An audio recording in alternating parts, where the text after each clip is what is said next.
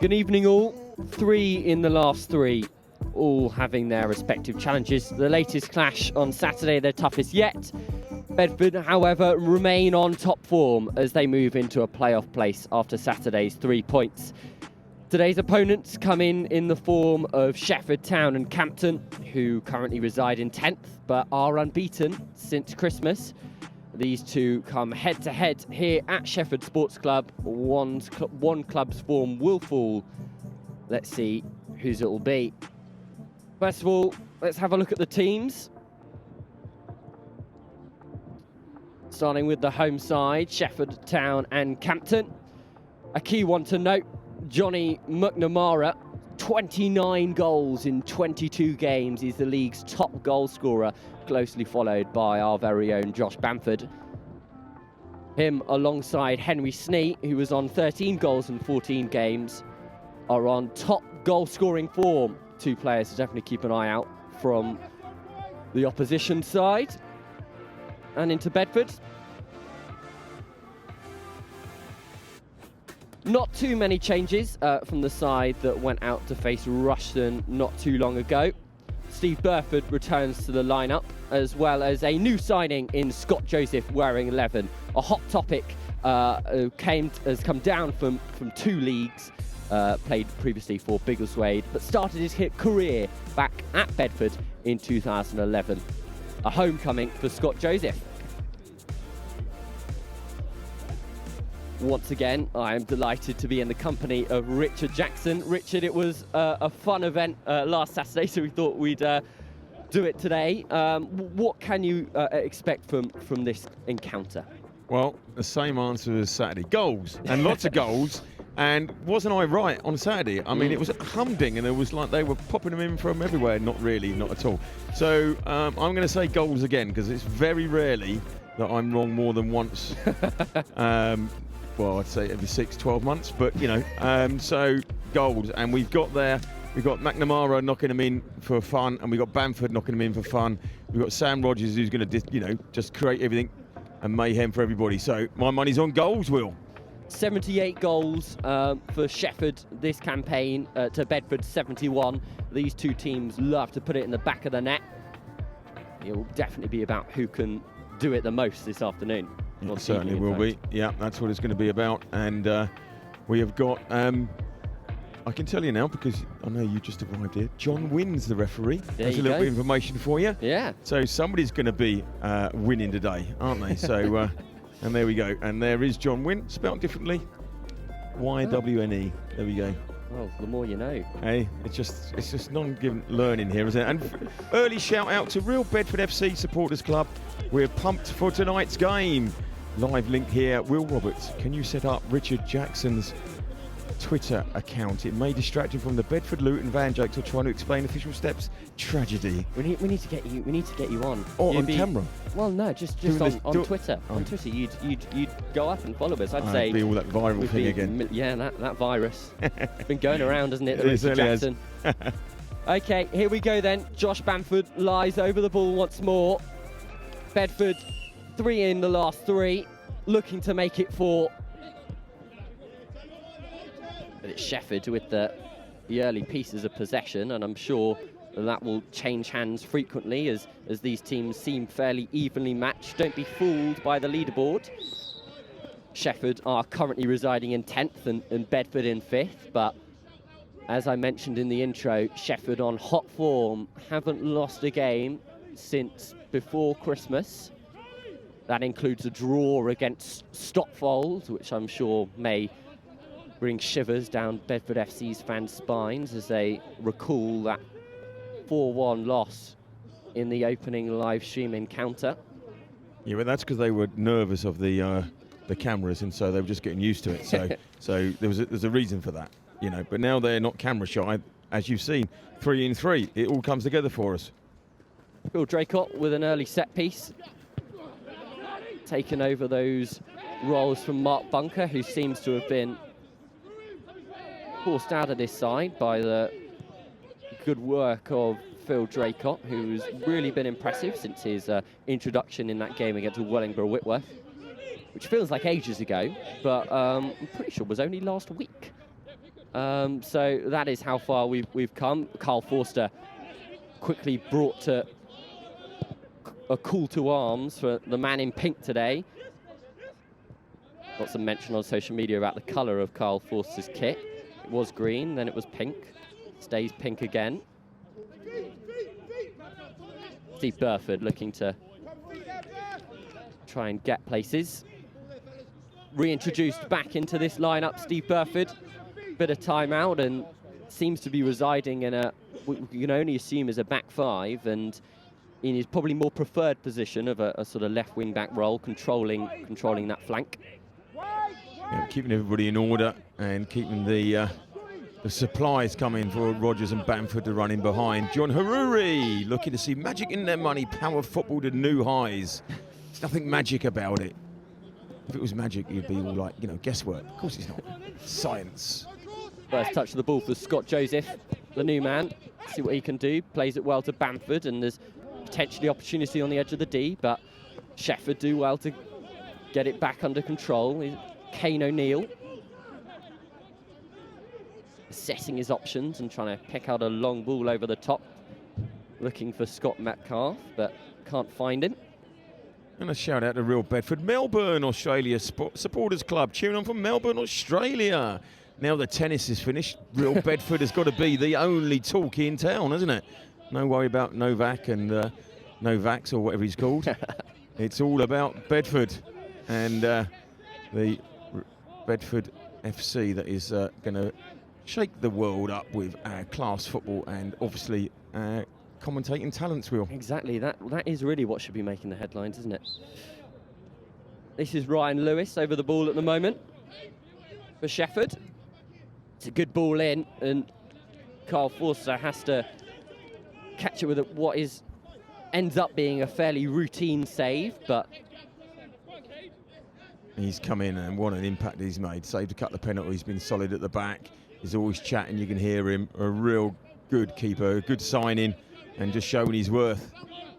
Little wobble over the ball, but manages to clear it well, and it's come off of Cooksley for Shefford, so Bedford FC will have possession in sort of the halfway point of the Shefford half. What a gorgeous pitch this is here as well, I tell you. We got here nice and early to set up. That's the type of thing we do, Will, while you're like, just sitting around in the rocking on the way. Up 5 minutes before kickoff. Yeah, we're grafting away. And it's a really lovely setup here, and the people of Shefford really made us feel welcome, and so thank you to them. Really good stuff. Lovely facilities here, which hopefully can facilitate some lovely football.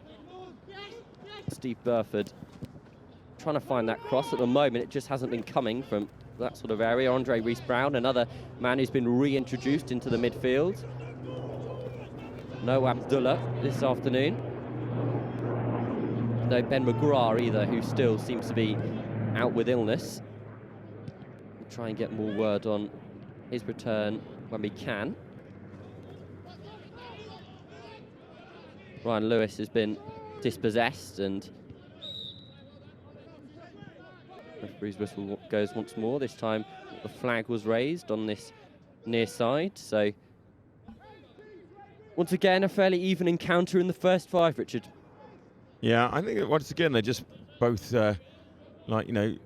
first 5 minutes always just find your way, don't go behind. You start off 0-0, don't make it any worse, and just settle in, get a feel for the ball and move it around, and it's a bit of going for chess. You're just trying to find out what they're about, and you're trying to impose. You're just seeing, and you just want to settle in, because the worst thing is going 1-0 down in the early part of the game, and both teams have been doing that, and I think it bodes well, because they're trying to play football and we're playing football. As Mario Spielhofer says, "Let's go!" And RFC Black Forest say, "Hello from snowy Black Forest, South Germany. Come on, you Bedford boys."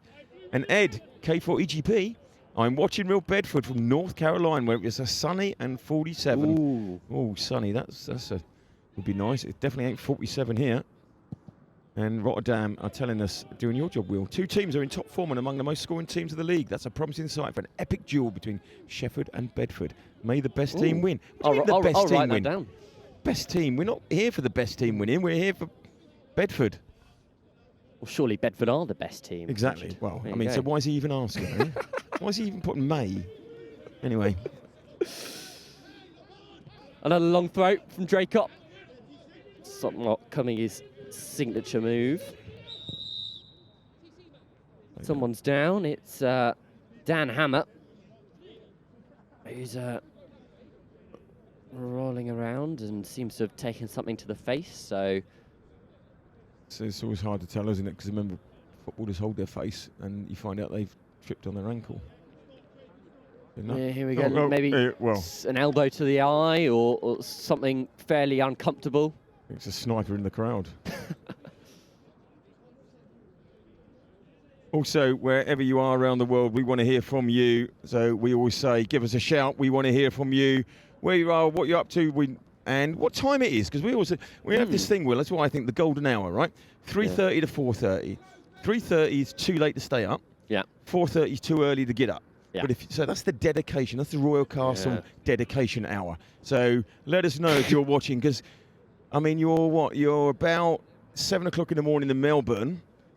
So we'll be interested to know where you are and what you're up to. Please give us a shout, because this is the Bedford FC community and we want to hear from you.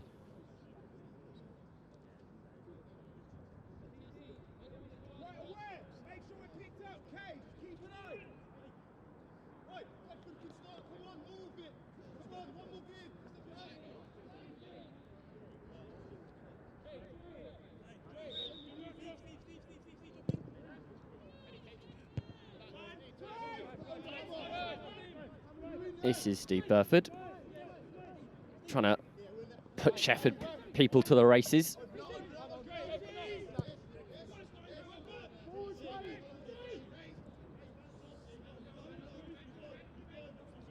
Good work from Scott Metcalf on the wing there for Shefford. Only a youngster, still at school. Local school, only 17.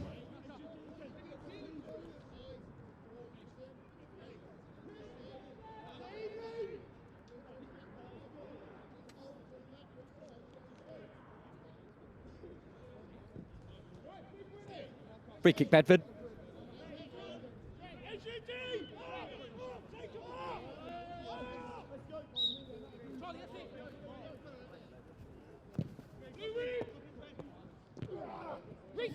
Licked on into the middle, and it does come to nothing. And Reese Lewis, the goalkeeper for Shefford, who's played every game this season, is tasked with clearing this ball and trying to make something of it for the men in blue and white. And there we see they were going straight to the front man and trying to find the knock on to bring the midfield in rather than playing straight through. They've done a couple of those longer balls now. And so it'd be so interesting to see, you know, because they want to play football. Still, possession being changed frequently in the middle of the park, and Andre Rees-Brown will look to reset things and use Carl Forster. Something that Bedford have been really strong at as of late is using that back four when they're sort of in those tricky positions in the middle of the park and that sort of thing is happening, being able to use their defence as sort of like a reset button, and all really good ball players that are showcasing good skill. Yeah, it's the opportunity to, oh, there's a long cross there, the opportunity just to go back and have those players at the back. On Saturday it was the two Michaels, that partnership's been broken up today, but it was the two Michaels, it was just was Pickard and Fisher. And they were just like, you know, sort of you could go back to them and they just take the sting out of it and you start building from there. But also it was the long ball was being pushed because we were pressing that much higher as well. And that was like there, the press, he has to like jump through the phases. And with that, it enables possession to come back to us.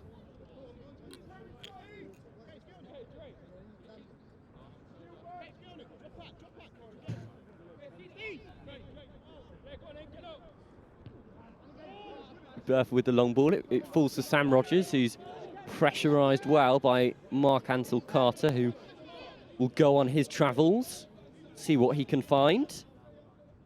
He finds Metcalf.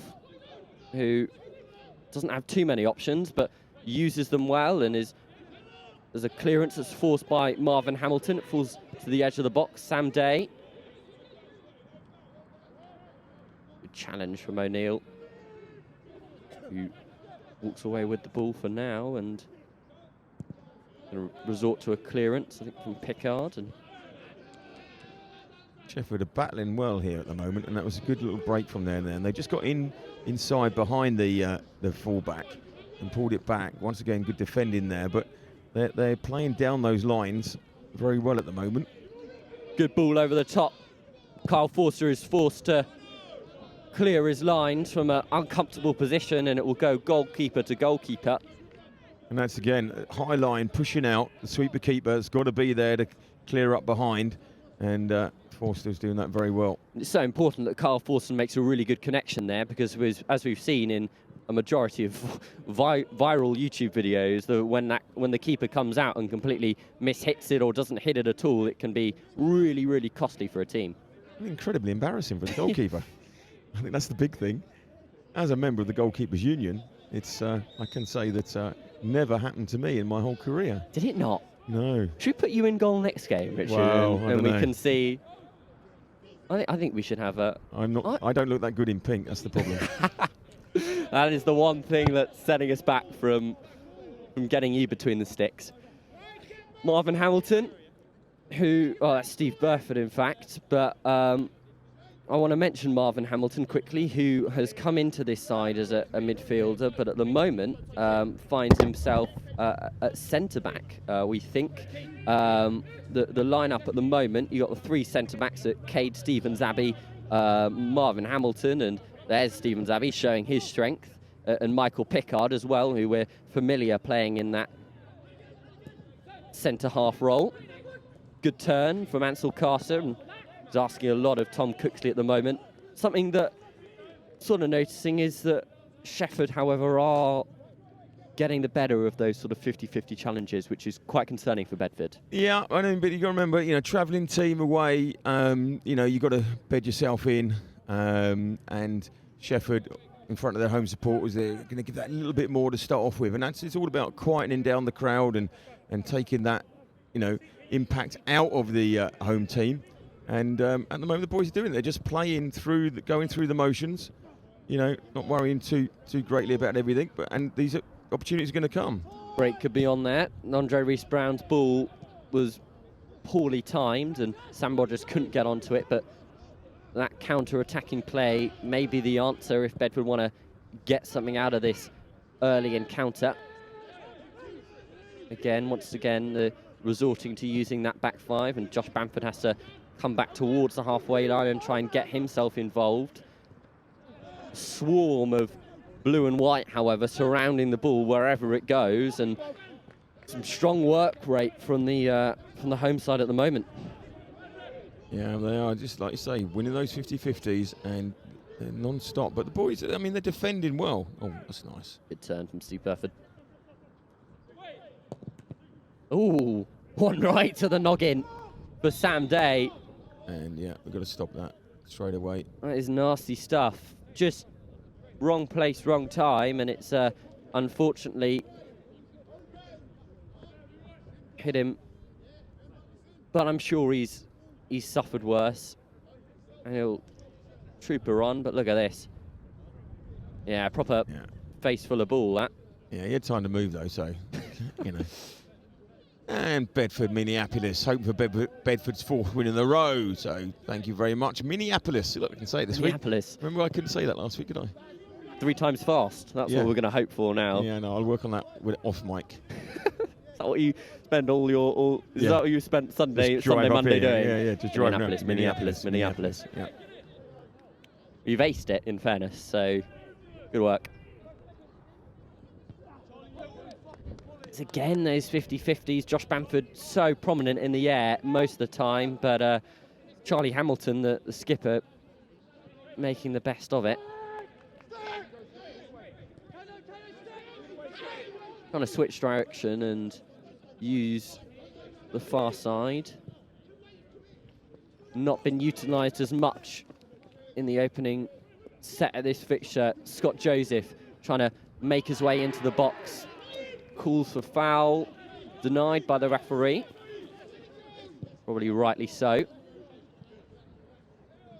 The ball will trickle back to Forster, who will comfortably collect it from the edge of his box and look to distribute once again from the back.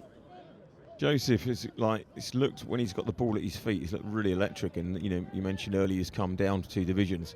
He just looks really quick on the ball. He's got a lot of time, and so, but he's got to bed in, and he's got to, like everybody else, has got to be on his wavelength. And as the game goes on, as we found out on Saturday, that'll start happening for us. Scott Joseph was a very much a hot topic. Everyone and their nan wanted him playing for their team. He's recently come back from injury and decided that Bedford FC is the team he wants to be playing for at the moment, which is really good news for the Printers, because if you have players who are willing to drop down a division or two to join this really exciting project, then it bodes well for the future if you can get that sort of talent on field. It's a good compliment.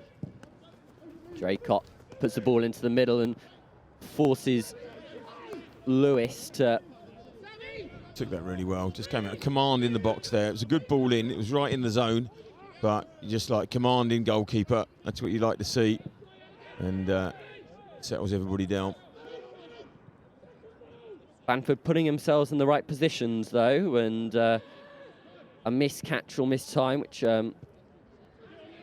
isn't accustomed to this sort of level of football, and it could be in the back of the net. Here's McNamara, who's top goal scorer in this league for a reason, and showing it right there. He can be deadly, Johnny McNamara. Yeah, and he's just got the better of the fullback. The fullback let him just run all the way round him there. Just really didn't get on top of him. And just like held him back. Good interplay between Rogers and Bamford. Burford, in fact, who will look to get a cross in. Denied.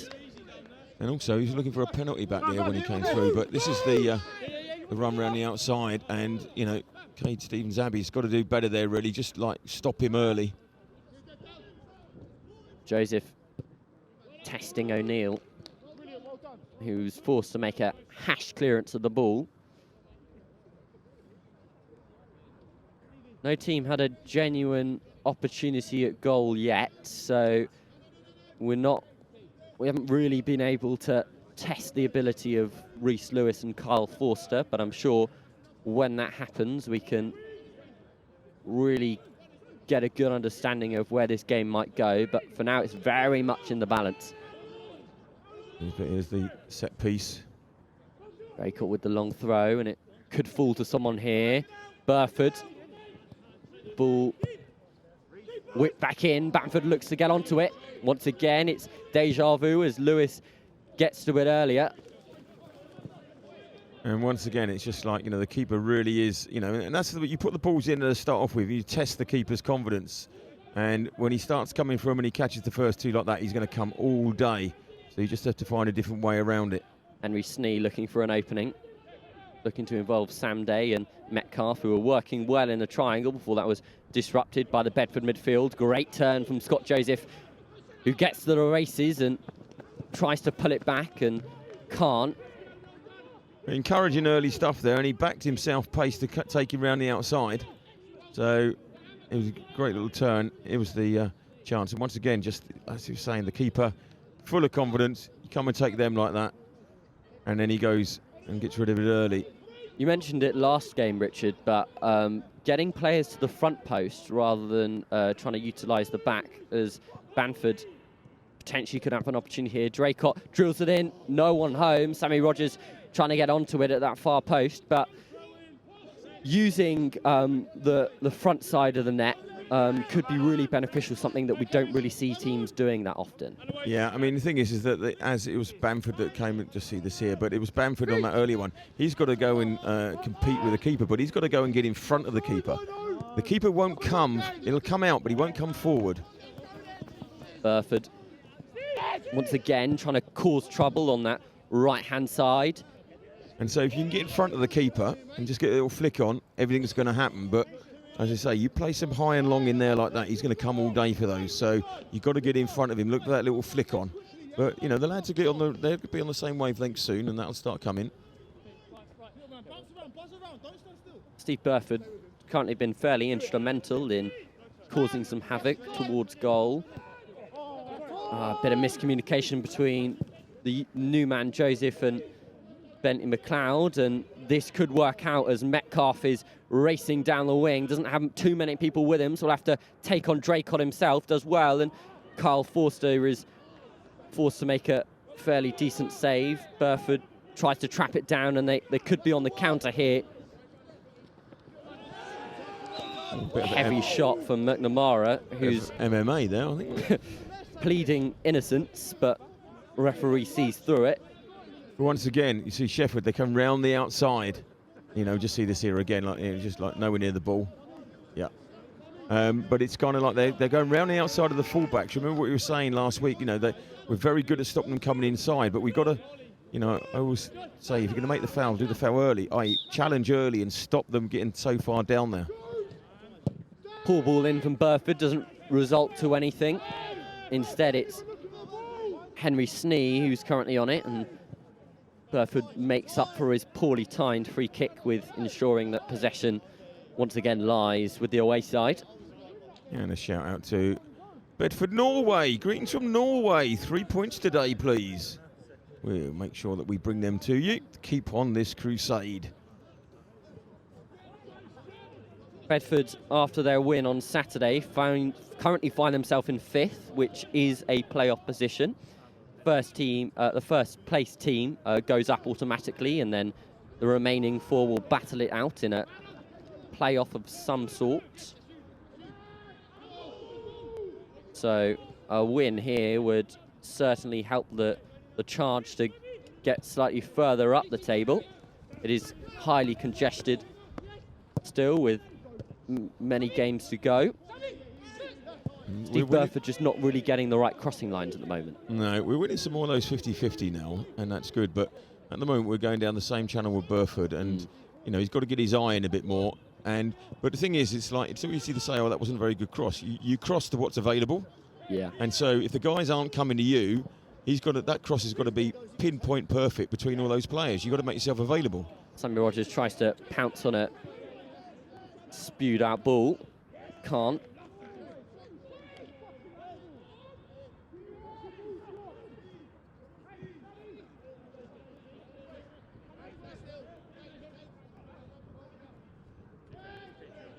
Michael Pickard flicks it on, and but as I say as well, Will, it's easy from up there. It's a cold night in Shefford here, and you know, the lads are probably thinking getting into their rhythm, slowly warm up as we enter the second quarter of the first half. There you go. As we go past the halfway mark. McNamara has Snee to his left-hand side and can't really link up with him. Again, Burford just releasing possession, and could be an opportunity for Cooksley to play a ball in.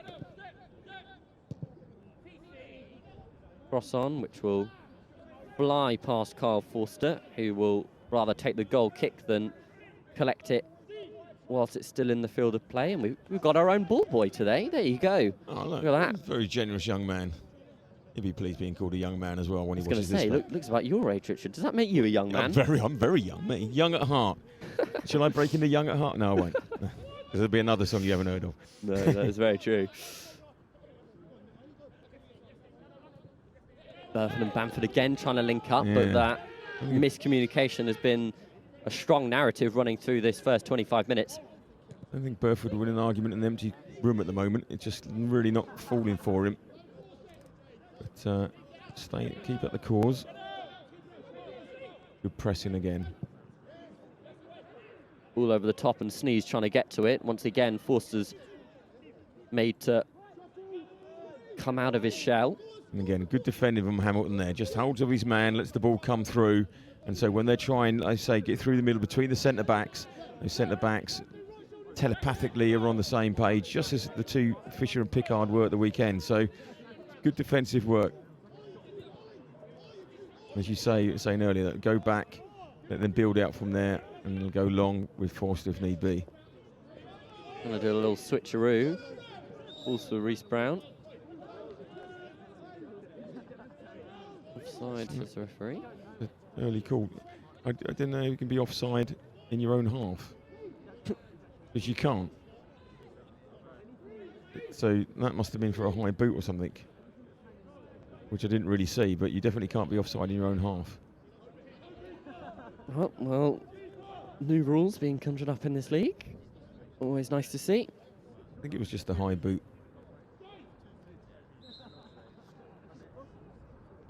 Dan Hammer drills the ball in.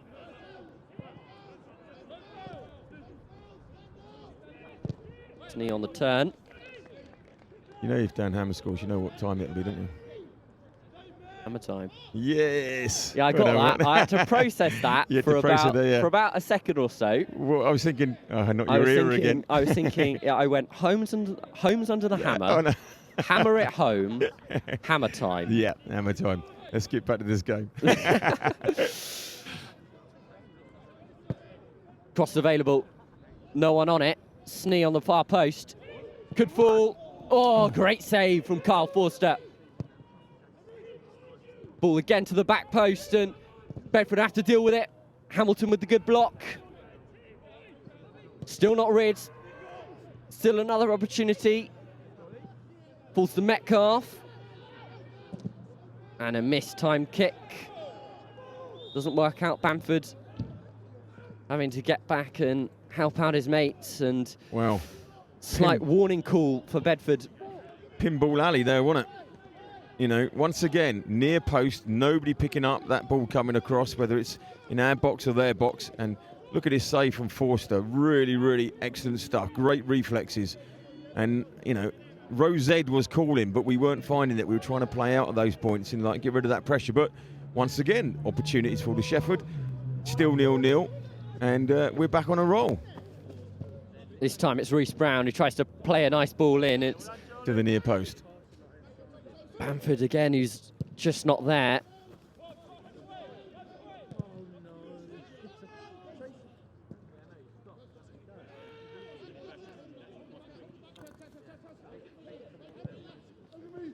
Joseph into Bamford. Could fall for Rogers. It's given a penalty. It's given a penalty.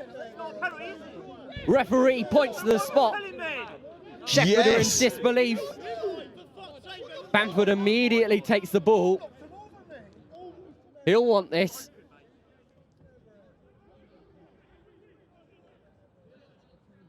No messing around. McNamara walks across the ball and walks all the way back to talk to the goalkeeper to try and delay it all. It's nice of you, Johnny. Now, Josh Bamford, 23 goals in 23 games, looking to make it 24.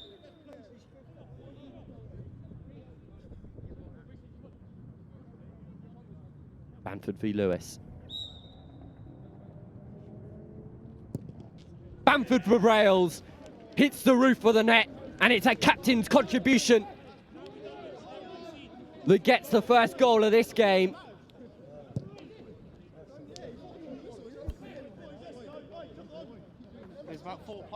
Goes for power rather than precision and drills it home. Nothing that Reece Lewis could do about that. What a great penalty. I tell you, it doesn't matter how long you walk over the ball and make him wait. He wasn't missing that, was he? Absolutely brilliant finish. I mean, no idea why they gave it, obviously, but that doesn't matter. 1-0 to the Bedford.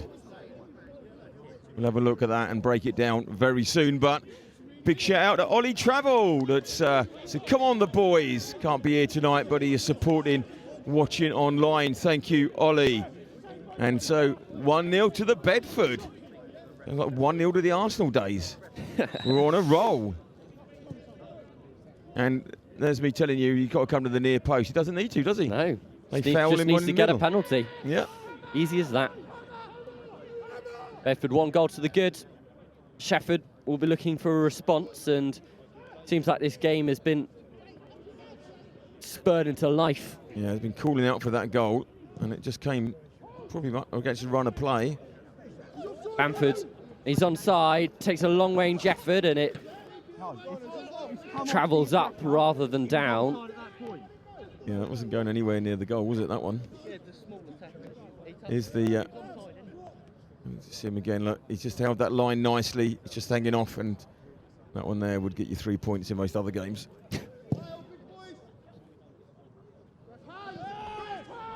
Bedford Minneapolis came on and said, looks like Shefford are playing defensively and hoping for a long ball counter. Let's hope for Bedford to keep pressing and put one in the back of the net. We have! Just for you, Minneapolis. I thought we'd really nailed that down. I thought we had. O'Neill with the strike. Ball's well, and it's in. An instant response, this time from Sam Day. Outside of the box, Kyle Forster rooted to the spot, and it falls in the right-hand corner. From the goalkeeper's perspective. That was the right-hand side, and quite right, because the goalkeeper is the most important player on the pitch. But just see this here, once again, just not quite cleared, and it's fallen, and this time it just finds it across, and there's nothing forced to that, because just crept inside the post there. And yeah, there's Sam Day pumping away, and Shefford, their backs are up, and they are keen to getting this. They feel an injustice has been served, but it's all square again now. Half hour played. Honours even. Falls to Brees Brown, and McLeod Bentley turns well. Tries to use Scott Joseph, and pressurised well by O'Neill. Falls to Pickard, who seems to have a lot of time and real estate in front of him. McNamara picks it up, however, and falls to Snee. He's got Metcalf on the counter, but he potentially might be asking a bit too much of the youngster. Good cross in, and McNamara's on the back post. They double down. Shefford get 2 within 2 and turn this game on its head. They certainly do, and it's a great finish. And once again, it's like, you know, we're letting them get on the outside of us, which is fine, because, you know, they're going to attack somewhere. But balls coming across, you've got to cut these balls out.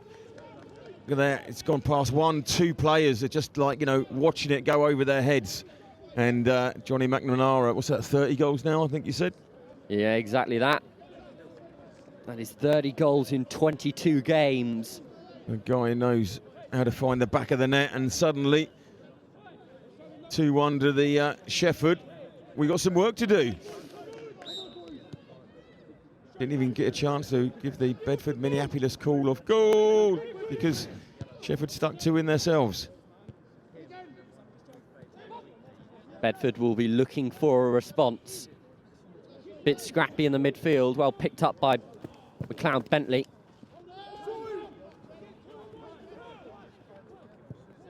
Looking for options. Reese Brown has got a bit of elbow room to try and manoeuvre something. Utilises Stephen Zabby. Puts a good ball into Rogers. Rogers trying to use Burford on the flanks. Once again, sort of Steve Burford finding himself in probably the incorrect position, and Bedford just not clicking at the moment. No, once again, they're just trying to, it's bedding these new players in. Here's the penalty. Well, that was a little push in the back is what it was given for, but if all of those are given for pushing the back like that, we're going to have a lot of penalties tonight. But we'll take it, because we're Bedford. It is the one positive that Bedford can take out of this last sort of 10 minutes or so, because Shefford struck back with 2 of their own, and this game is very much for Bedford to get back into. The space is opening up again now. So the ball's coming in. Great ball from Draycott. Once again, it's Bamford who tries to get to the far post, and once again, Reese Lewis sweeps it up, and Johnny McNamara is on the break. We've already seen how clinical he can be. Good ball in, well brought down, and Day just trying to get on it. Once again, McNamara picking up the pieces, as he seems to do ever so well. Shefford keeping control of possession. You see that Hamilton, when he gets the ball in there, he just always looks at that little off later, one of his other players, but they're not quite all on his wavelength at the moment. You know, he's not clearing his lines, he's just finding the player, and you've got to respond quicker. A flick-on header denies McNamara an opportunity to get something on it. Steve Burford will try to use this flank. But once again, there's nobody there. You've got to give the guy an out. You can't just expect him to be stuck in the corner, and, you know, he can't go back in that position. So, you know, forwards have got to give him an option. Well played by Draycott, who looks to release Joseph, who finds Rogers. Reese Brown with the switcheroo to Burford, and McNamara once again is scampering back and steals the ball. A real threat, Johnny McNamara. His performance backing up his on-paper statistics. Once again, Pickard has lots of time on the ball to find the right man. Bamford tracking back to try and make something for his centre-back, who's limited for options. The midfield aren't offering themselves at the moment. Bamford's coming deep to try and get a tap on it, but if he's picking it up that deep, he's not going to find a player to run off him. And so they need to build through we're playing with these wing backs coming up. If we're not going to play through them, you know, the centre midfielders have got to give him more options. How much do you think we're missing the likes of Ahmed Abdullah? At the moment, a lot. But you've got to remember, this squad's been stretched. I mean, we've got, you know, players out from Saturday. We've got the likes of Gavin Hoyt, the assistant manager, on the bench just to make us up to, like, you know, 3 subs. So, you know, Chisholm Amadi has come back in after a while out on the bench. So, you know, it's a very much stretched squad, and a lot to do with players' availability today, I assume. You know, Tuesday night in Shefford. A little stoppage for an injury to skipper Charlie Milton. We'll milk this for a little bit. Bedford, Norway by the dip. Bedford, the saying, is getting back in the game after that small defensive capitulation. Capitulation sounds a little bit more dramatic, I think. Yeah. You know, I just felt a couple of little ers in there. And Rotterdam, 3 goals in 5 minutes. That's what you get with 2 of the top scoring teams from the league. Come on, lads, we can turn this around. Of course we can turn this around. I've got us down for 3-2 now. I had us down for 1-0 hanging out, but 3-2 I seen. So I think we'll be good. But thank you very much to everybody around the Bedford community around the world. That's what we're building. We're building a community, Will, around the world. Give us a shout. We want to hear from you. The lads want to hear. Remember, the lads watch this back. They listen to our dulcet tones, believe it or not, and they want to hear that you've given them a shout out. So, you know, please let us know where you are, what you're up to, and we'll get you on board with us tonight. Speaking of high-scoring teams, Stopfolds are still the team that have produced the most amount of goals this season. They've scored 100. Wow. Scored 100 goals. So 26 games, 100 goals. Just under 4 goals a game. 4 goals a game. Yeah. That includes a 10-2 win, a 7-1 win. So a fair few coming in major clumps, but bonuses must be high. Stopfolds might find themselves out of pocket soon. Yeah. I mean, I'll be popping them in if the bonuses are that good. From the back? Oh, from keeper? Well, yeah, goalkeepers union, I'll be putting them here anywhere. But that's a bit of Richard Jackson commentary bingo, isn't it? Yeah. We should probably get that sorted. I Minneapolis. What would you have? Minneapolis, goalkeepers union. Yeah. Steps. Steps. Oh, no, that's just that was just showing your lack of pure culture. Steps and tragedy. Embarrassingly, I say that. Still, we've got a game on our hands. Well, the lads, look, they're still playing the football. They're not there. You know, it's no panic. There's no need to panic. I was going to say there's no need to go long, but he does. Scott Joseph might be able to pounce on this, and he does, but just can't bring it down. And Cade Stevens-Abbey will put a hefty challenge in on McNamara, who's got the foul and threw the ball in his face and then said it was sorry about that, but maybe a bit of gamesmanship from McNamara, who And, at the moment has been winning that contest when it comes to Bedford, and good old Johnny on the wing. just a long ball over with nothing really coming of that. Yeah, it was a shot on from Henry Snee. Another good threat in front of goal, 13 goals in 14 games. He scored a brace a week or so ago. You've got to give him options. And just beat the first press, going for the ball down the line. This could fall well. Doesn't. Frustratingly, Bedford found himself in an unusual surrounding. Just about connecting with these other guys. Good to see a fair number of people rocking up in person today, coming in their drips and drabs on a fairly nice Thursday night, Tuesday night actually. Nice in here. Well, yeah, in the I think warm van. Yeah, it's cold out there. Yeah. You don't get many of these to the pound, but it's a foul throw. So, didn't really. Well, that was. Maybe it was the. No, was I it mean, not completely over the head? Did you see the tragedy Yeah, from the referee there? He did the steps tragedy again, and that was. I mean, he's given a foul throw. Oh, And that clearance enforced. I mean, compound errors, error after error, unforced, which has left Shefford in a profitable position. But it's like, he's given a dodgy back pass there. He's just got to deal with it. He's done the best he can. But, pressure's building. And we don't want him getting a third just before half-time. JB's tuning in from New York City. Let's go Bedford. Big Apple. Oh, come on, lads. You've got to mark. Pulls to Snee. He gets a second opportunity at it. And Forster fumbles. Snee capitalises. Cristiano Ronaldo-esque celebration. Yeah, it weren't bad, that, actually, in fairness to him. I mean, did that well. But I think we look back at this again, Forster will be disappointed with it. I mean, it was from point blank.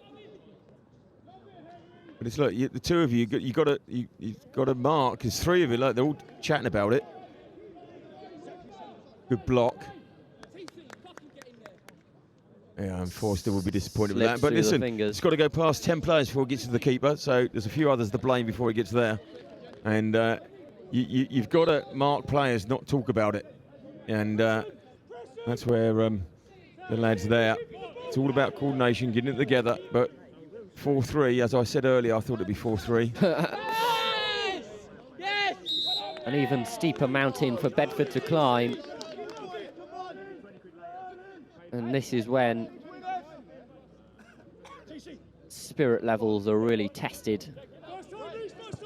And Bedford need to keep their heads high, because 3-1 can very easily become 4, which can become 5, and then that's when terms like whitewash start to get thrown around. Or as somebody mentioned earlier, capitulation. But my money's not there at the moment. Good flick on from Joseph, and Bamford tries to turn, lays it off to Bedford. Can he get the cross in? Sauntering, trying to make his way ever so close, and will go out for a corner, and a goal here could really change the picture before the half-time Oranges. Yeah, just to go in at 3-2 will be good. But even if you're going in 3-1 after just pounding their area and getting up there, it's all going to help. So just so much confidence being up that end before. As we say hello to Berlin Hoddle, full support from Berlin. There you go. They'll need their support from this corner. Draycott whips it in, and there's no one on the edge of the D now. Rogers trying to duck and dive and get his way in. Cloud Bentley, still nothing. Shefford holding strong. There's going to be 3 or 4 minutes because we had those 2 injuries, didn't we, where everybody went down. As John says, John Reed, 1987, watching the live stream from down the road in London, Arsenal. Could be borrowing Bamford for a few games. Well, now you got rid of Aubameyang. Or a Bama boomerang, as he's been called, going back and forth between Barcelona. Long throw from Hamilton.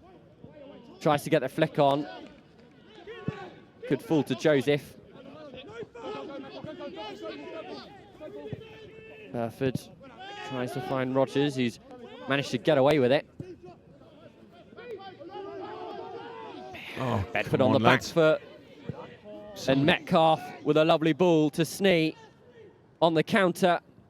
Waiting for a few men, and it's the 1-2. Metcalf. Opportunity. McNamara's on the end of it. And that is 4.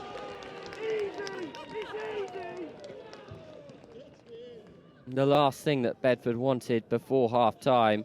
They had an opportunity to make it 3-2 with something off the corner and a quick counter after some lazy interplay. Snee's done well here, and he just brings the Metcalf in. And once again, McNamara is like any decent forward, just sniffing around on the edge there. And there's nothing that Bedford could do about that. Johnny McNamara is 31. Racking them up this afternoon. Nearly got more goals than I've had birthdays.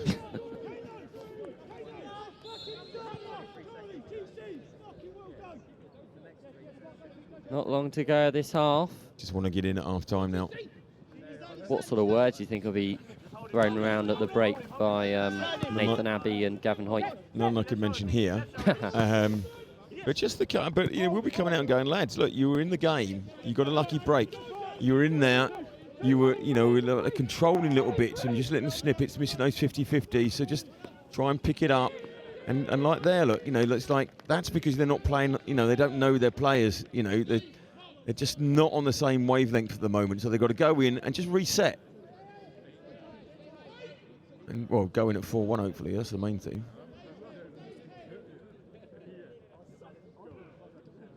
Probably the last few encounters of this half. Something could happen. Michael Pickard done well there. And that time, you see, instead of trying to like find the keeper or find a player, just right at this stage of the game, just get it out. You know, clear the lines. It's just, you know, let's not get any worse there as maybe the 4th sub there. He auditioning to come on for next week. Shaky on his feet. O'Neill with the throw. Finds Snee.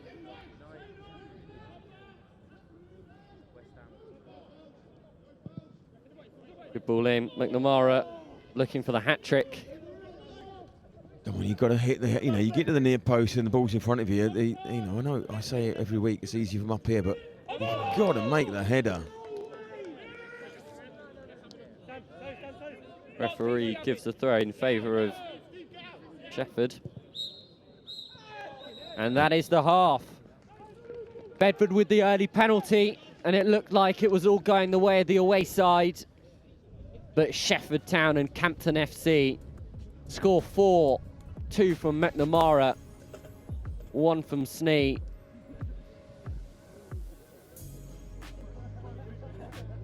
Not too sure. And Sam Day. Sam Day got the other one. Yeah, and I just think the lads are going to go in. They've got to reset. They're going to say, look, we know we can score 4. Right, we've just seen it there. Right, you know, we only really want 3 just to save the day. But, you know, let's go in, let's regroup, and let's go out and give it a real good go in the second half. Shefford go out with their heads held high. Bedford, their tails between their legs. Half-time score here. Down in Shefford. Shefford Town 4, Bedford FC 1.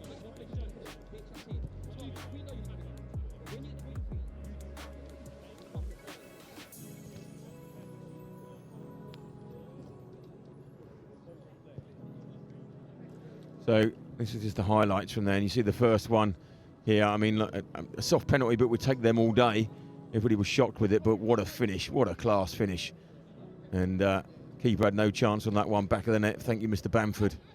And then suddenly within 2 minutes, it started unravelling. And it was basically, it was more defending, like, you know, like, let's get back. Coming up here. And it's round the outside, like I was saying earlier. Pulling them out, and just nobody's picking it up. And that was just, I think that one unlucky, you know, just rolled into the corner. Didn't get it cleared. But you've just got to be a bit tighter and pressing higher. And now McNamara, look, he started it here. Snee. And I remember we were saying at the time, it looked like it was all going to fall apart there, but great cross. And this is the bit, look. 1, 2, you've got to make it. You've got to pick your man up or pick the ball. Pick one or the other, but don't leave the man and don't leave the ball, because that's what you end up with. And again, this was just not being cleared early enough. There's like 3 of them. Like, you got 3 players there. They're all looking at each other with their arms up, saying, "You got him? No, I got him. Yeah, you got him. You got him. I got him." And Snee's done well here, but Forster will have a few nightmares about that one. But as I say, it's got to be 10 players before it gets to the keeper, and he's kept us in the game enough so far, so no repercussions there. And just before half-time, good run by Snee. Again, just keeps it going. And that front 3 of Snee, Metcalf and McNamara, once again, get a challenge. You can't let the shot come in.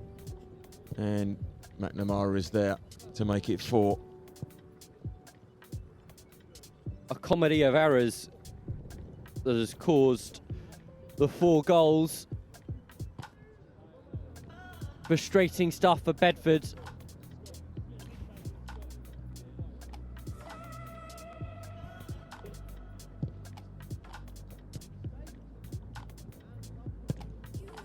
Join us for the second half. Still much more to come. We've seen more unusual things in non-league football. 3 goals can come from anywhere, so don't go anywhere. As we mentioned before the break, it is very much all to play for, as much as you can play with 3 goals. There's our man, Mr. Wynn, who's had some considerable contribution, especially to Bedford's first and only goal. That penalty that came first, and then that parade of unfortunate errors leading to Shefford capitalising well. And like London buses, wasn't it? Yeah, One exactly. came and they all came together. Bedford, Norway, we're in a bear market. What, we've dropped 20%? I don't know. At 4-1. But volume is building, and we are getting back stronger for the second half. Well, let's hope so.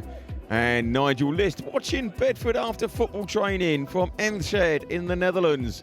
Thank you for being on board with us, Nigel. Thank you for everybody else to be with us. Hold on to your seats. This is going to be a roller coaster of a ride. As I said earlier, 5-4 to the Bedford. They need something. A bit of a spirit raiser, for sure. We think there's been a substitution for Shefford. We're going to try and figure out who it is very shortly. Pretty sure it's in the defensive ranks. McNamara stands over the ball, who was on track for a hat-trick. 2 in the first half, 2 very well taken poacher's efforts, lying at the back post. 31 this year. You've got to keep it especially close to him. And that we didn't. And come on, Mr. Wynn, would you hurry up, please? Those players getting cold. Here we go then. An uphill climb. A Mount Everest sort of climb. But Mount Everest has been climbed before, so Been conquered many a time, so why can't we do this? let's get some Sherpas on board. Bedford playing from right to left as you see it. It was mentioned earlier about Luton vans and what I said. There's a Sherpa van as well. Do you know that? Frankly, Richard, I still don't know what you're on about. So Don't worry, we'll have a beer after. Oh, no, Yeah. we won't. We'll No, have, no, we we'll have a won't. coffee afterwards and we'll have a chat about it. there's we just- McNamara. We need a reaction. What we need is to go up a gear and we need a reaction. Snee trying to find something. Spread it in. Oh, there's McNamara on the ball. And Good block from Pickard, and Forster in the end wasn't needed. Go out for a corner, but Hello, Pete. when you have the most dangerous man on the field left with so much real estate in front of him, you can almost guarantee that a shot will go on target. You've got to be all over him. You've got to be like a cheap suit, just all over him. And don't give him any room, but we're not doing that at the moment. Corner comes in and Shefford trap it down. It falls to Milton with the audacious effort, which isn't the worst we've seen from that sort of range, but nevertheless it will go out for a goal kick and Forster will try to build from the back. Cleared again. And this is the difference between the two teams, is that Bedford had that sort of poor corner late on in the second half and made a real hash of it, but Shefford in fact kept their cool and tracked it down and played it to the man on the edge and got a shot away, albeit off target, but that seems to be the difference in the two sides, Richard. Yeah, it's all amazing what confidence can do. And here's Metcalf again, who's been causing lots of problems. Metcalf into the middle. That corridor of uncertainty, which has been pretty uncertain for Bedford and a real source of income for Shefford at the moment. Could go on the counter, however, and Bamford tries to turn up the gears and forces a mighty clearance from Charlie Milton. Yeah, and so once again, we've got him on the back foot. Now we've got to build, and in the first half here, and you can see encouraging the players there to move it along. And, you know, we just need a reaction, Will. We need a reaction from the players. You know, everybody's watching on board. Say, come on, lads, give us something. Raycott can't find a black and white shirt. It's a good ball, which is controlled by Snee, and Day's onto it. And there's an overlap here, if they can work it. McNamara again, this time well defended by Stevens Abbey. It's really good defending, that was. Just getting the step in. But Shefford just playing around us at the moment.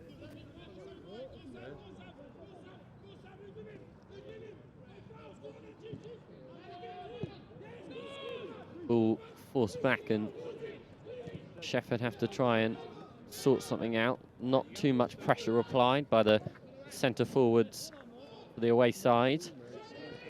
So Shefford have an opportunity to reset and reassert themselves in the driving seat. They're pressing as ones. Mistimed, and McNamara had the opportunity to score. The ball's gone in the back of the net, but the flag was raised, so... Yeah, you've got to press. If we're pressing up front, we've got to press as a team, as a pair, as a trio. Pressing on your own, just it opens up the gaps behind you. And at the moment, they're just playing through us.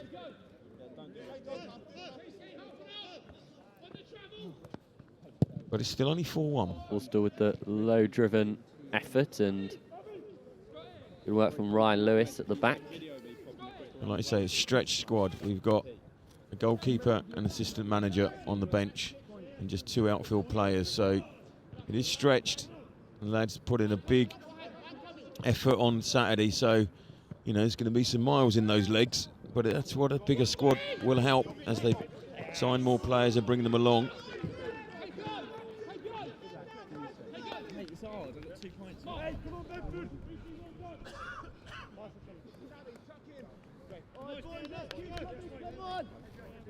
I mean, if you have a look at this Bedford side, we've got Kyle Forster, Phil Draycott, Marvin Hamilton, Sam Rogers, Scott Joseph, Chisholm Ahmadi.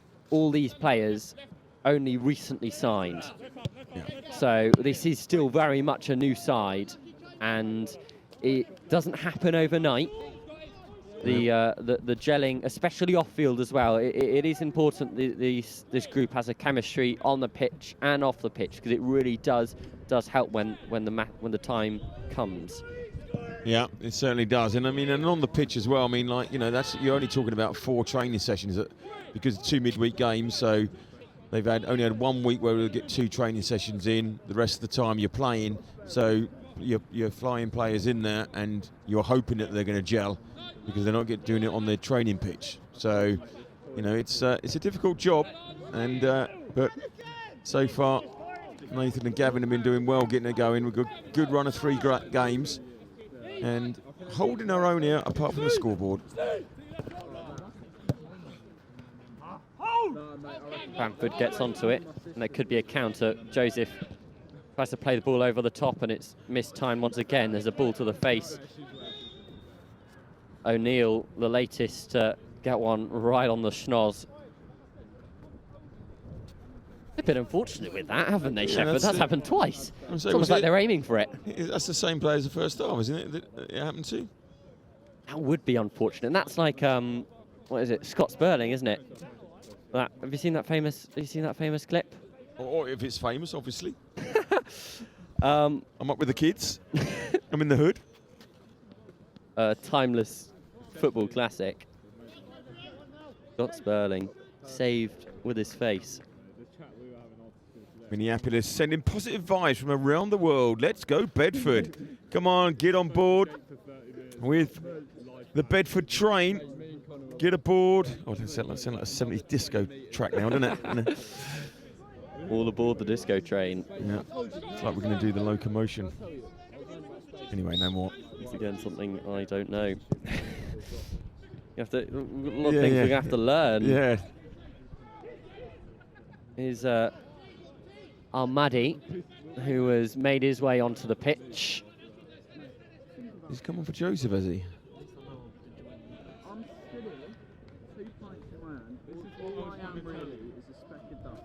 This is what I was trying to tell you. You've got to stop thinking about the question.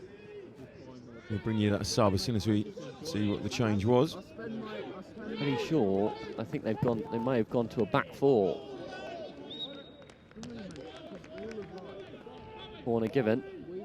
Good run from the right back, who just had the ball in his face. Managed to clear enough vision, get it through, but it came off Pickard.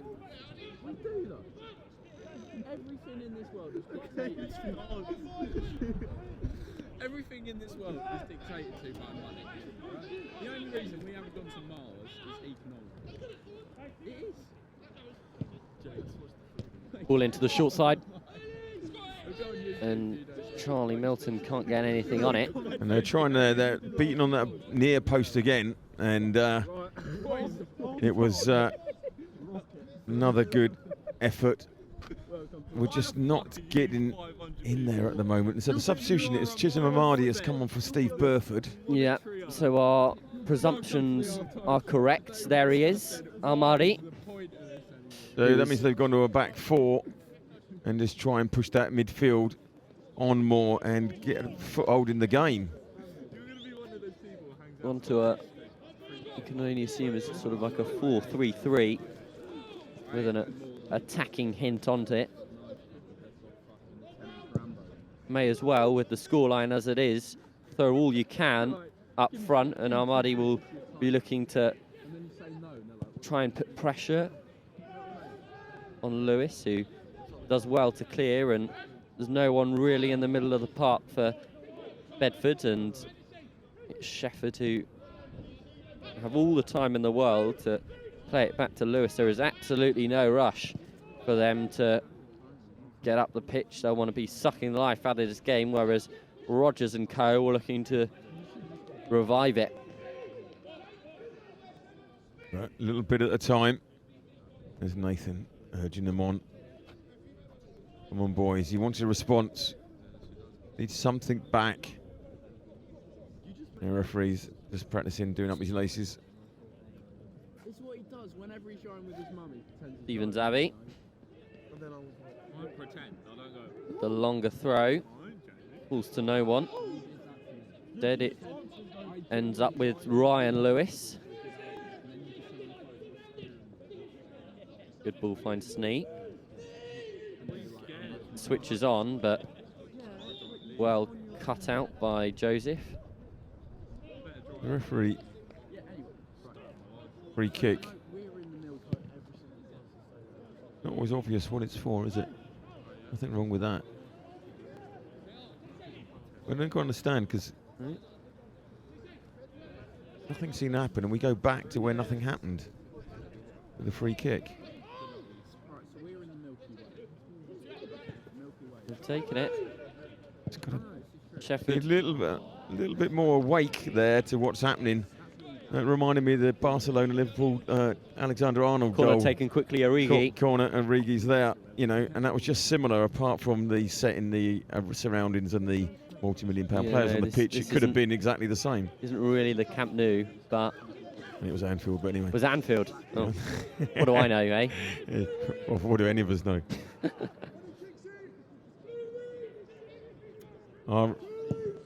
Dubai say, come on lads, one goal, we're back in it, says Tom from Dubai. And jump aboard, Cleveland have said jump aboard the Bedford train with a lovely gif of a steam train going through the countryside. Bedford. Cleveland said, let's go Bedford. Still nothing coming for Bedford. Seem to be at 6s and 7s when it comes to the attacking phrase. Bite in midfield at the moment. Ball wide to McNamara, who makes a meal of his first touch and has to swoop up the second. Ball stolen by Reece Brown, who tries to set off, but Sam Day holds him back, and they'll gain a free kick for it. And looked like the referee was teasing his pockets, but no. The cards remain for now. It might just be a bit of a telling off. A little warning that you don't like to see that professional foul done again. But when it comes to like decent fouls, this was one of them.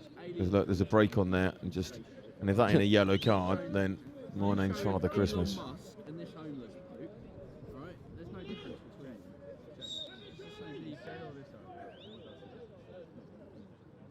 Austin will go long. Looking for the reset, looking for the players for the little flick on. Joseph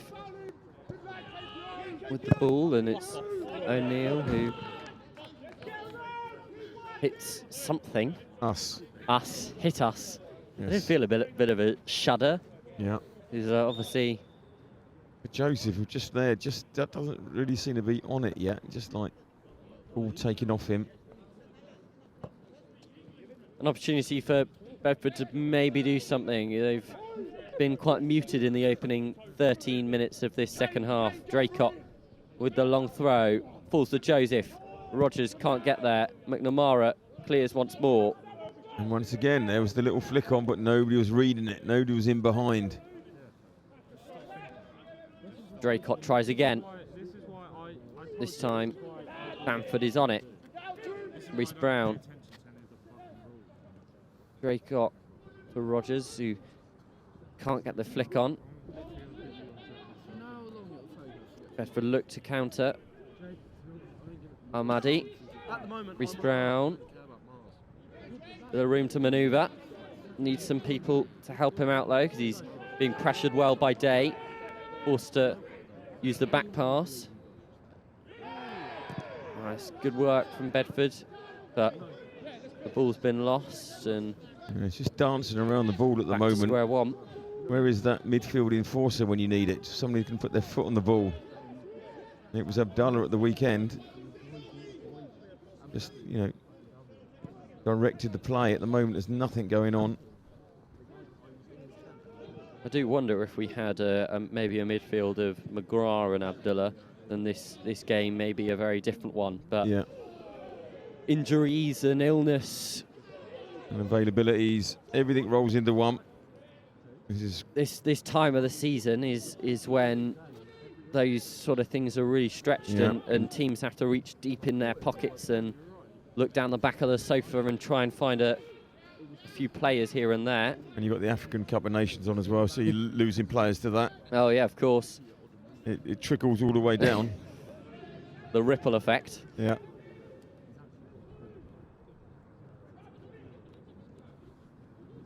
Stephen Zabi. Bedford once again, Bamford in fact, trying to search for it. He has looked hungry, has Josh Bamford. He's been trying to make something of it, sometimes trekking down towards halfway to get places, and now he has an opportunity to strike, but once again, Dan Hammer just snuffing it out. And once again, it's just like, it's not even the 50-50s. We're losing the 60-40s. You've got to, like, it feels as if you've got to make a bit of an effort in there, And I know it's not the guys aren't trying, but it's just they're not winning those little one-on-one duels. Like here, look, just let the man get the better of you. You've got to hold him off. But as I say, and I might have mentioned it before, easy from up here. It is. Here we go, look. Gets the ball there. Now get your body between the ball and the player. Dan Hammer does well. Once again, defensive duty. And Reese Lewis finds himself. You see the flag there as well, so he's going to be like, really low and hard, because that's just going to get held up like that. He tries to get the 3-iron to it. 3 wood, in fact. I do know my golf, but that just caught me out. That just caught me out. I think there is actually such thing as a 3-iron. There is actually a 3-iron, yeah. Nobody ever uses it. No. Yeah. Was it Sam, whatever his name, back in the 1920s, had one, Well, I mean, that one is really stretching mine. I can barely do 1990s, and you test me with something from the 1920s, and... I can't even remember his name, but he's very famous. He's called Sam. How old are you back in the 1920s, Richard? You'd be surprised, actually. I was a young 30, 35, 36? Yeah, a young man, yes. A wizened old man now, obviously. Kane O'Neill, he's been up in the wars so far in this fixture. 2 balls to the face. He just needs one little lucky break, and the lads, get their hairs on the back of their neck up again and like get going. We haven't mentioned Terrell's name a lot this half.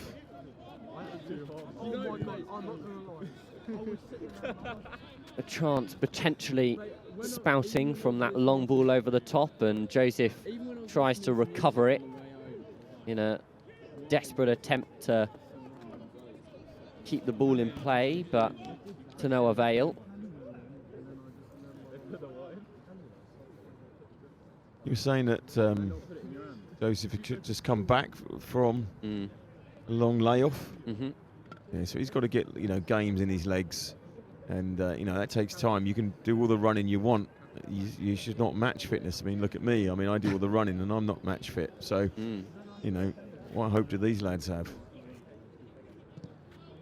Good battling there, though. Bit of a contest over who will get the throw, and there will be Hamilton with his long speciality. A Sri Lankan international looking to pump the ball into the box. Good throw, and the flick on from Joseph. It might fall to Bamford. Can't get to it. Amadi races after it and does well.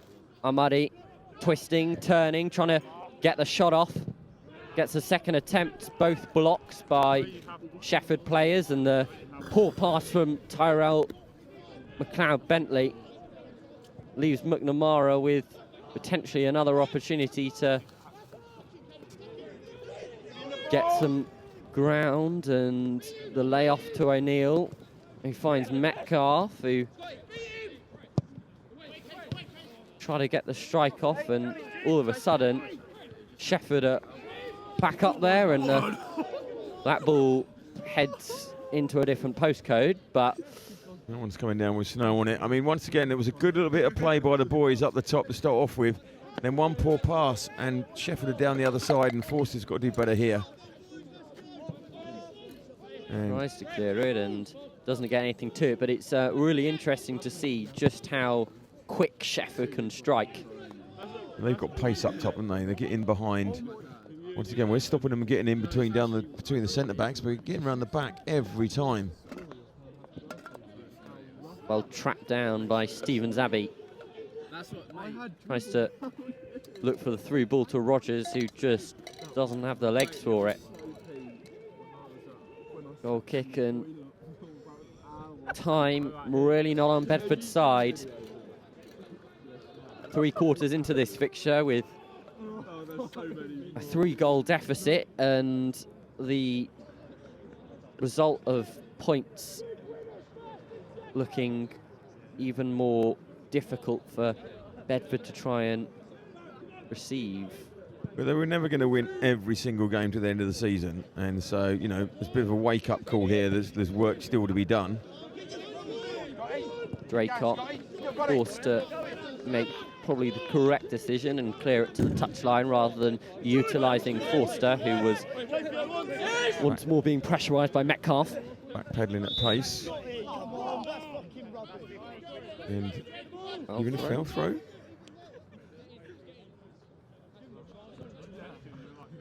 Not too sure, but either way, Draycott will have it. Yeah, you can only assume that was the case. You see 2 of those a year.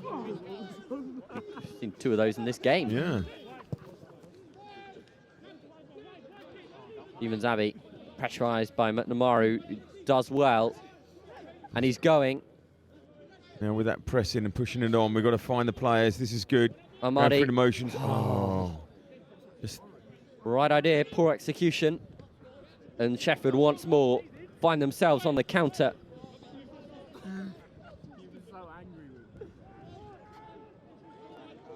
Stevens Abbey, who seems to be the one true spark in this somewhat deflated Bedford side. keeping the ball would be nice at the moment. Just having like 2 or 3 minutes keeping the ball, playing it around, it gets the confidence back up, runs the team around. But, you know, we did have a couple of shots there. They were probably on target, but they were blocked. You know, so we are getting the run. There's Gavin Hoyt in your picture wearing red, and you can only assume that he will not be utilised on the bench from his attire. So looks like Lewis Osborne would be the last roll of the dice if Abbey and Hoyt want to use him. But Metcalf tries to get the shot off and potentially had an opportunity to cross the ball into the box. And once again, you see both those doing well. Yeah, both those players from Shefford. You had Snee coming in at the near post. You had McNamara at the back. He had options. Lewis. Pickard gets onto it, trying to press up, and McLeod Bentley. There's no real passion or enthusiasm in this team. There's the dawdling at this point. Now Shefford are back in numbers. Got to do things a bit quicker, I think. Counter-attack diffused as Bamford and Rogers still trying to make something of this opportunity.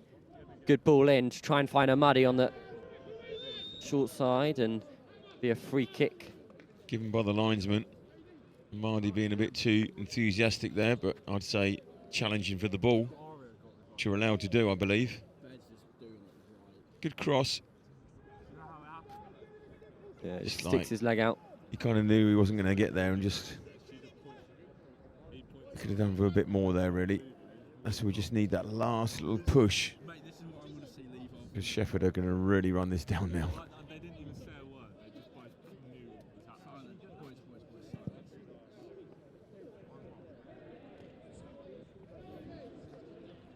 Bedford, Norway, after our winning streak, it's good to see we are human. No, it's not.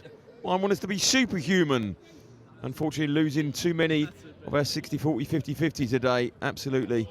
We're improving and we can improve on the coming matches. It'd just be nice if we can improve in the next 20 minutes. We don't ask for a lot, will, do we? No, only 3 goals. Yeah. Well, 4 personally, but 4, 3 will, we'll settle at 3. Substitutions may be taking place. Yeah, they will be. Just going to double check who this is that's coming on. If you could turn around, son, that would be greatly appreciated. Bonnie Tyler wouldn't go amiss here, would it?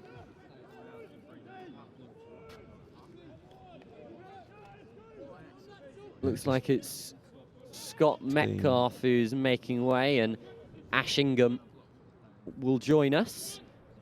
A really good game for Metcalf, who was the source of pretty much all the goals in the first half. He was still only a youngster, yeah, but I'm glad he's 17. promising as well. And Tyrell McLeod-Bentley has also made way for Lewis Osborne. The change that we thought may happen.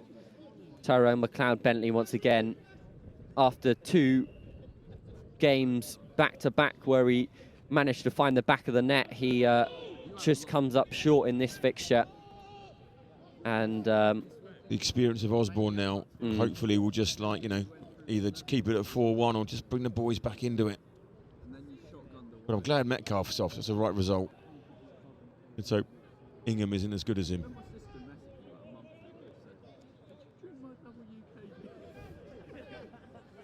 So Hamilton, this long speciality. At least we got the flick on the last one. That's what we need. Just a touch or two. That's all it takes. Can't even get one touch at this break. Joseph tries to bring the ball down and it's hoofed into the Shefford sky, and one of 3 Shefford players around that. Nobody challenging for it. And this is the difference. Look at the speed they're doing things at. Hints of offside. Oh, and Ingham, why did you play that ball? Oh, my giddy aunt. If I was McNamara, you'd be buying me a beer all night. All Ingham had to do was to stand still and not touch it. Because McNamara was coming from one onside position and he was through one-on-one for his hat-trick. Oh, I mean, I'm glad he didn't, you know. But I don't think I'll be talking to him for a week. Mistimed opportunity, and I think something that we can praise. Watch this here, look, here we go. Yeah. Don't touch it, whatever you do. Oh, God. Hope he's young and he's going to learn from that. Would have been home and dry, McNamara. With his pace. Something I was going to mention to you, Richard, is my pace?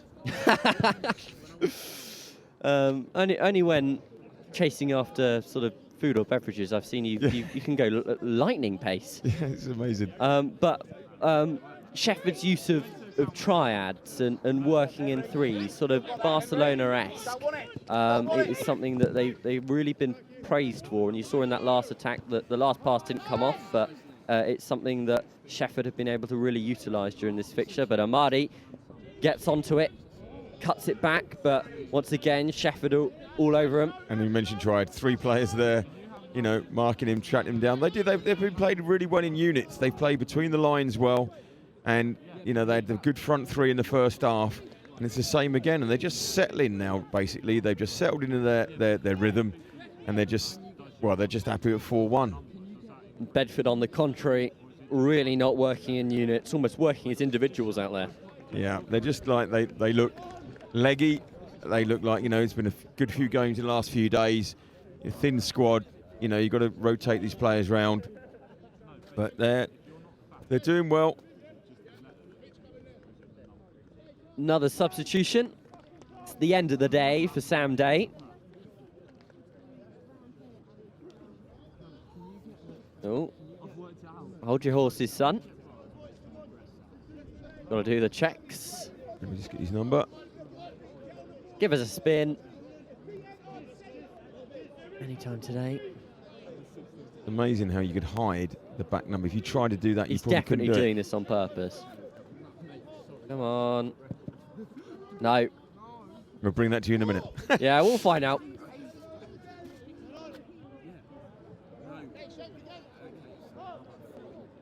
Ooh, ooh.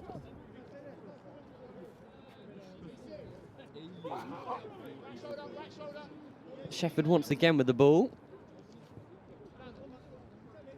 Well controlled by Ansel Carter, who He runs out of space. Come on, 15 minutes. It's the last third of the second half.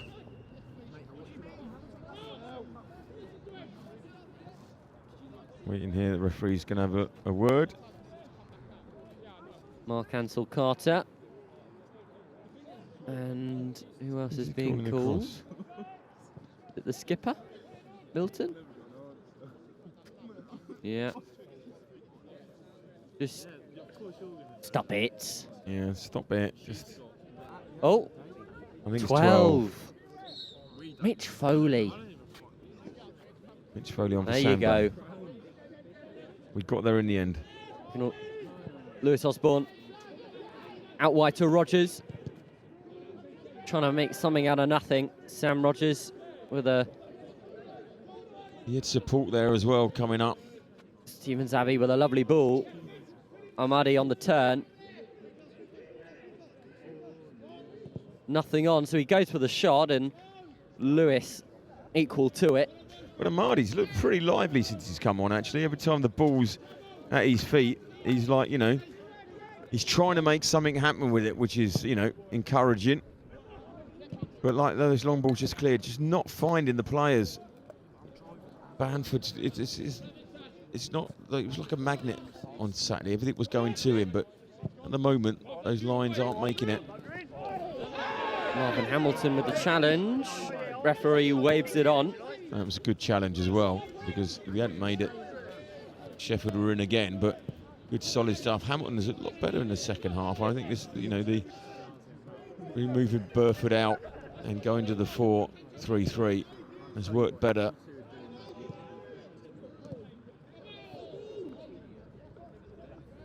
Still that lack of creativity up top, however, and which has left us at the same scoreline that we had when we went in for the half. This from Ahmadi, just trying to pull some strings, and It's never happening, unfortunately, was it? no, nothing coming. It'll be Tom Cooksley who trundles over to this one.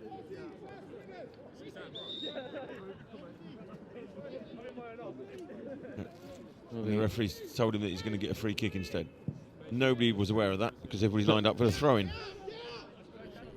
The switch of play over to O'Neill, and Joseph trying to put pressure on, but it's going to fall to Pickard, and ball's picked up by Ingham. Snee with the testing ball as well to control it and bring one in, and it's fallen through a gap and hard in the mouth sort of stuff as Bedford look to clear and try and get on the counter. Scott Joseph once again loses possession. Ansel Carter, 1-2, good football. Might come to something if the cross is sufficient. No, it's not, and Pickard this time gets a much better clearance, but Bamford just can't get a touch to it.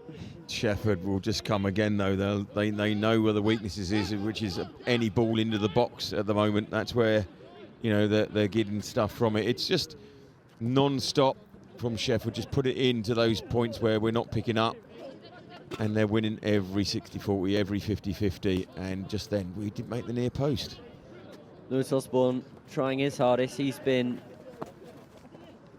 somewhat impactful since his introduction from the bench a few minutes ago. Might be a too little too late, however, as Bedford will for sure now walk away with Donut. He's pushing them back, and that's kind of fine, but I mean, Shefford are happy to do that. Shefford are settle for the final whistle now. Well, McNamara wouldn't. And probably Ingham wouldn't, because he wants to give McNamara a chance after mucking up that last one for him. So Reece Brown trying to win those challenges in the middle of the park, and once again, as it has been all day, them just not falling the way of Bedford. Ingham swings one in. Come on, lads, clear. Trying to just get rid of it, and it seems to always be falling to a blue and white shirt. Ingham, ball back in. He does well to make sure he keeps the ball alive, but Forster was equal to it. There's no options going forward there. There's got, like, you know, players up front have got to move a little bit for him, give him options, because Shefford are playing deep, so the ball's over. They've probably done their homework. The ball's over the top that we were like utilising in the last couple of games. We used the pace getting in behind. They're not options, and so you've got to find a different way, and that's if it's not the ball up to Bamford and play off, it's be patient and play up. At the moment, we're still playing long balls, and they're just dropping off and going, thank you very much. And we've mentioned sort of tired legs and maybe a lack of resources as somewhat of an excuse, but keen to note that Shefford are in a similar position. They had a game on the 29th, so this previous Saturday, so it has been a 3-day turnaround for both sides. But they're at home. Oh, yeah. They got the support of the crowd. There they are. Lovely cup of coffee before I came in here at Shefford as well, so recommend popping up here. Let's just hope the Shefford Kebab House who delivered us later are also worth the reviews they've been given.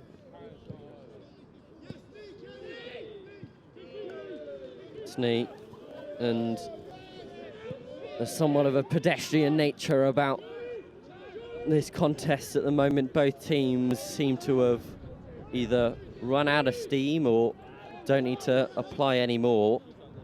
The job is done for Shefford and is somewhat of a waiting game. Bedford will just want to minimise the embarrassment. A 5th or a 6th is, as I mentioned in the first half, when it starts to all fall apart. The offside breaks it up, thankfully. The last 7 minutes, and both teams now will just settle for this 4-1. Substitution. It is Ansel Carter who's making way. I reckon that's Ian Robinson or a Scott. Louis Dillon. Does he look like a Robinson or a Dillon? What do we think? I think that's Robinson, from my minimal research this afternoon. No, it's Dillon. That just shows how limited my research was. Well, you did say limited research. Exactly. So, and you were spot on, it was. Louis Dillon played a little bit for Barking this season, as well as his time here at Shefford. Good one-touch football from the home side, and Ryan Lewis is making shadows out of Cade Stevens-Abbey. Are just playing with these the opposition now. Just gagging for that third, but he'll happily go in with just the 2. He'll secure the points here at the moment. Now they're just like making us run around. Good pressure from Osborne, forcing them to once again resort to the back, and it doesn't work out. The counter could be on if they work the ball nicely. Osborne, a missed time pass. Maybe the fact is that sometimes it's difficult to tell if they're black and white or blue and white stripes, and maybe that's been the problem today. Because I struggle, so maybe the lads are struggling. Once again, not an excuse, a reason. Snee, who once again has been impressive all fixture, and McNamara, flag stays down for now, but raised at a later date. McNamara just tucking it in the back of the net to prove his point. Isn't that kicking the ball away though? I mean, give him a yellow, send him off. We don't need him on there. Here we go. Ooh. I'd say he was on. Yeah. But remember, we're at an angle, so it's not quite right, and we can't draw lines. No. Because we haven't got that technology, but, you know. Yet. Yeah. Yeah, but that's a really big budget. Oh, is it? Yeah, that's an incredibly big budget. Listen, you know, happy to draw the lines. If anyone, yeah, anybody's listening, yeah. Microsoft Paint up, and we can, sketch them in, I'm sure. Yeah. Might not be as professional as the ones in the Premier League. Yeah, I think they're looking for more than that, to be honest. And also, you've got to remember that whatever we do, it makes no difference. No, it really doesn't, does it? It's purely our opinion.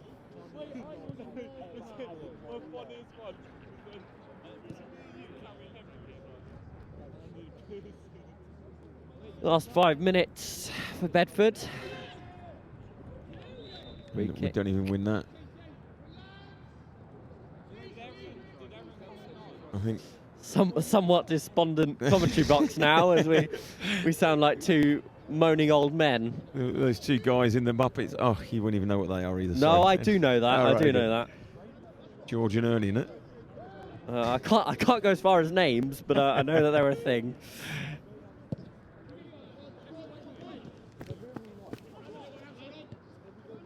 All falls for McNamara, who, as we mentioned, is on the brink of taking a match ball home. Do you reckon you take the match ball home in grassroots football? Because they're not cost a lot. It's not like Premier League, right? You know those balls are like, sound like 220 quid each or something? Yeah. And look, you see how many they got round there. So you take one home, it's not a problem when you're earning 300 grand a week. But these aren't £200 balls, but I still reckon that the club count them in and count them out. Yeah, so they don't want too many hat-tricks. Might take it back to the clubhouse. Yeah. Here's Joseph. A last hurrah, potentially, if he can make something of it. Hits the side netting as there was really nothing on. He was completely on his own up there, and it has been a frustrating introduction to the Bedford side for Scott Joseph. Lots of promise and anticipation in our opening phrasing about him 90 minutes ago, but he just really hasn't had the opportunity to show what he can do at this level. No, and it just petted out really, didn't it? And it's just like, really like, just struggling, trying to create anything at the moment. Raycott on the cut. Brings it back to Amadi, who does well, and Joseph and Amadi once again just caught in two minds. It kind of summed up the whole game, that, didn't it? Yeah. That he had one idea and the three others had three separate ideas. He's looking for the player to get in between the gaps and just, turn and make a run, and there was nothing there.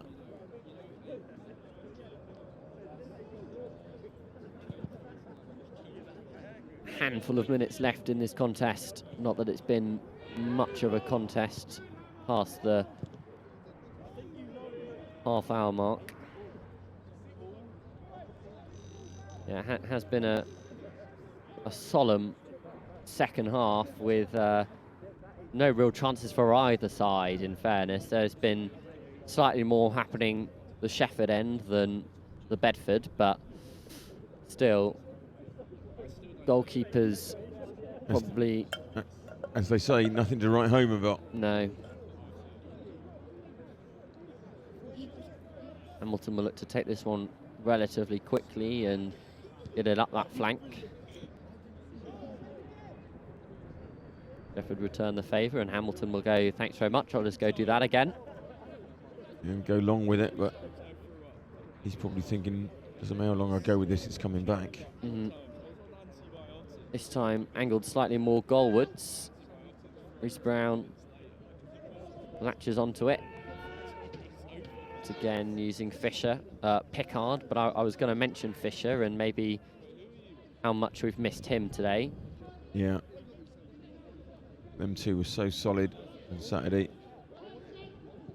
Sam Rogers stepping and skilling to no avail. Falls to him once more, who tries to get the cross in, but Lewis once again just needs to get out his area and sweep it up to much comfort.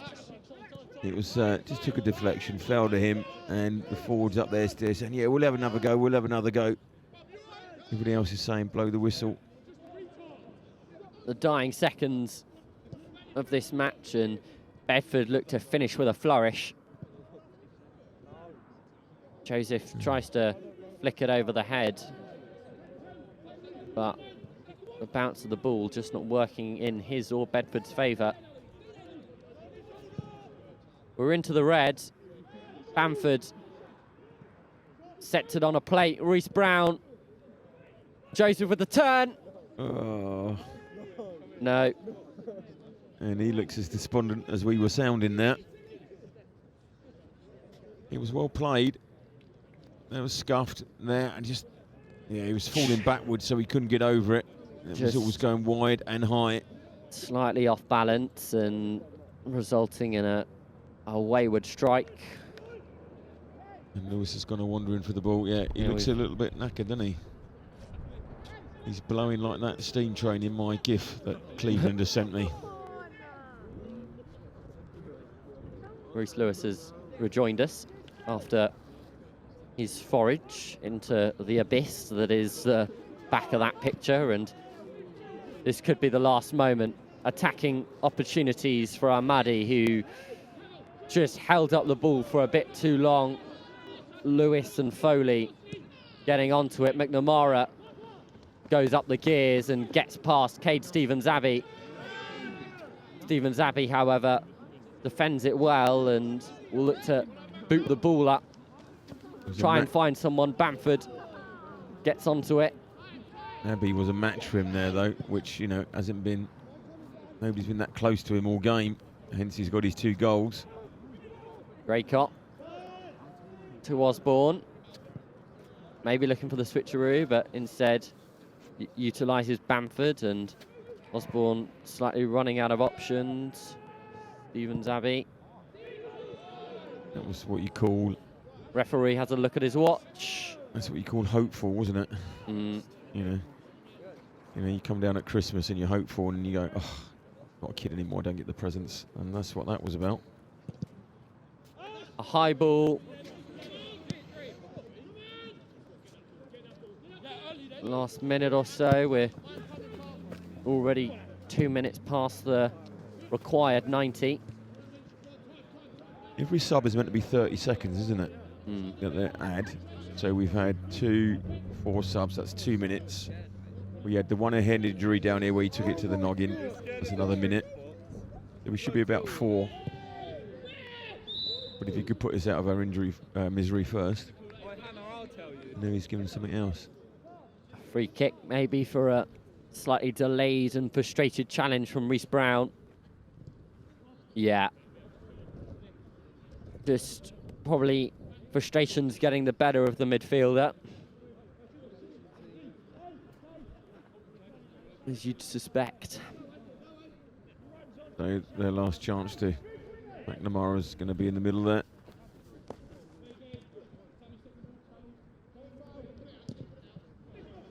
Rogers can't get the ball away. Ahmadi on the break. Holds it up. May have the advantage here as Bedford go back, and Reece Brown on the turn, looking to potentially unleash someone, but no one's with him, and Osborne does well to relieve the pressure off Reece Brown, and Bamford has possession, not for long. Referee has a glance at his watch. Here he has a little play with the ball and just come on. It's kind of like you always think to yourself, why don't you just finish it? Everybody wants it that way. Nobody's interested in playing out this last minute or so. Forster in the dying moments. You know that you can cash out on a bet. You should be able to, Cash out on a game. Cash out on a game and go, do you know what, that's it. We're happy, 4-1, that'll do. Early trip home. Yeah, and if the other side agree. And it also puts some of us... Oh. Could be the last opportunity. Well saved, however, by Forster, who was put under immense pressure. It's just like a hospital back pass here. Yeah, that's really poor, and Snee pounced on it like any good striker should. You'd assume the last player of the game, as this corner will get whipped in by Ryan Lewis. And they scored just before half-time with a corner. Let's hope it doesn't game finish the same way. A low-driven one this time. Pulls to the back. That was Dillon. Snee.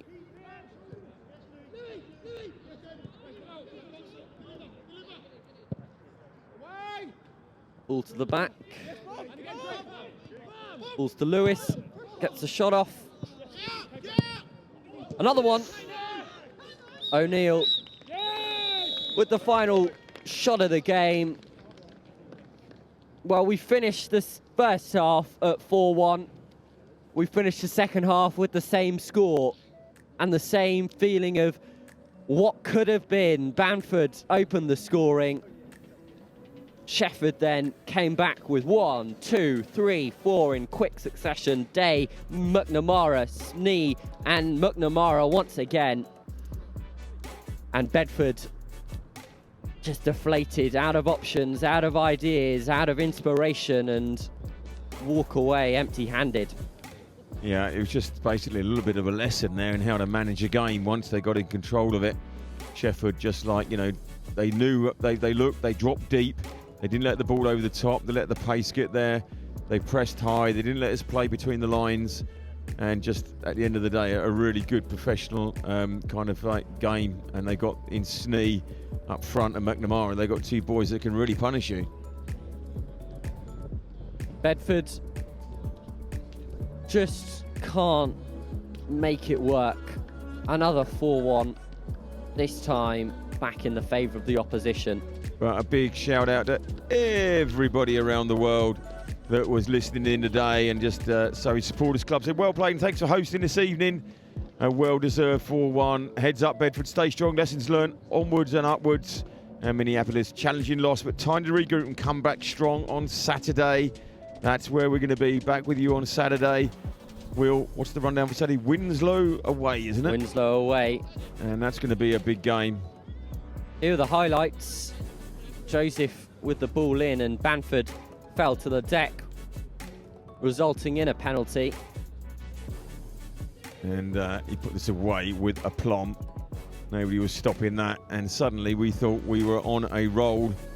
Suddenly I could see it being a 1-0 game because the defence is solid, but Shefford came back and they were so lively up front, their front three, and they just kept coming and coming, and good block, and it was not picking up these.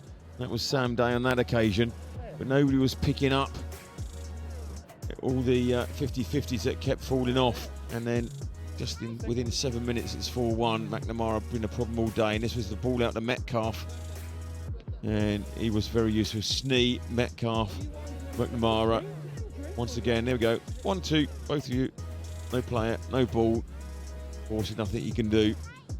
And suddenly it starts unravelling. And here we have a little meeting about who's going to pick up the other player. You are, no, you are, no, you are, no, I will. Okay, by then, the ball's over, and Foster won't want to watch this too many times, but he's been as solid as a rock the rest of the time, so can't blame him for that. And then right on the cusp of half-time, great play here by Snee. Once again, feeding Metcalf as he did before, and he then finds McNamara off the hands of Forster. 4-1.